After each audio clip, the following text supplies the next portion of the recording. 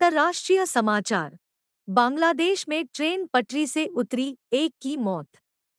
स्थानीय Jaidevpur railway station के प्रमुख हनीफ अली ने मीडिया कर्मियों को बताया कि दुर्घटना बुधवार सुबह करीब 4 बजे हुई, जिसमें लगभग 8 लोग घायल भी हो गए। उन्होंने कहा, इंजन सहित ट्रेन की 7 बोगियां पटरी से उतर गई, जिससे एक व्यक्ति की मौके पर ही मौत हो गई।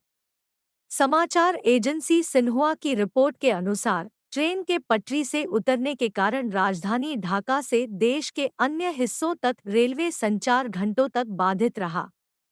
विपक्ष के आंदोलन के दौरान कथित तौर पर गाजीपुर में रेलवे लाइन का एक हिस्सा तोड़ दिए जाने के बाद ट्रेन पटरी से उतरी।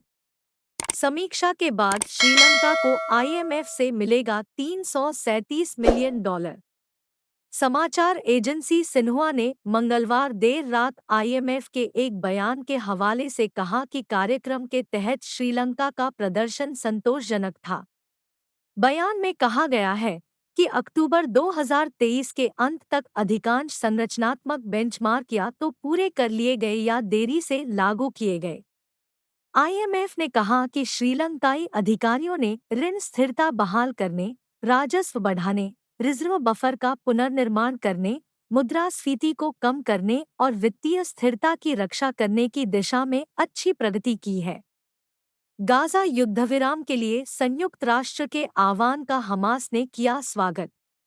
सीएनएन की रिपोर्ट के अनुसार एक बयान में हमास पॉलिटिकल ब्यूरो के सदस्य इज्जत अल-रिश्क ने अंतर्राष्ट्रीय समुदाय से आग्रह किया कि वे कब्जा करने वाली ताकतों पर दबाव बनाए रखें और संयुक्त राष्ट्र के फैसले का अनुपालन करने का आह्वान किया। उन्होंने फिलिस्तीनी लोगों के खिलाफ नरसंहार और जातीय सफाई के युद्ध की भी निंदा की। मिस्र और मॉरिटानिया द्वारा कई सहप्रायोजकों के साथ प्रस्तुत प्रस्ताव को मंगलवार को 153 मतों के साथ अपनाया गया।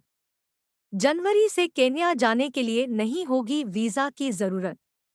समाचार एजेंसी शिन्हुआ की रिपोर्ट के अनुसार रूतो ने मंगलवार को कहा कि सभी विदेशी नागरिक अगले साल जनवरी से बिना वीजा के देश में प्रवेश कर सकेंगे। इस कदम से पर्यटन को बढ़ावा मिलने की उम्मीद है। उन्होंने कहा, जनवरी 2024 से केन्या एक वीज़ामुक्त देश होगा।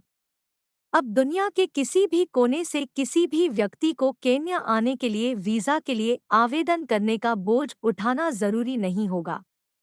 केन्याई नेता ने कहा कि वीज़ामुक्त नीति को लागू करने के लिए सरकार ने यह सुनिश्चित करने के लिए एक डिजिटल प्लेटफॉर्म अपनाया है, जिससे सभी यात्रियों की इलेक्ट्रॉनिक प्लेटफॉर्म के माध्यम से पहले से पहचान की जा सकेगी। बीएनटी की खास पेशकश।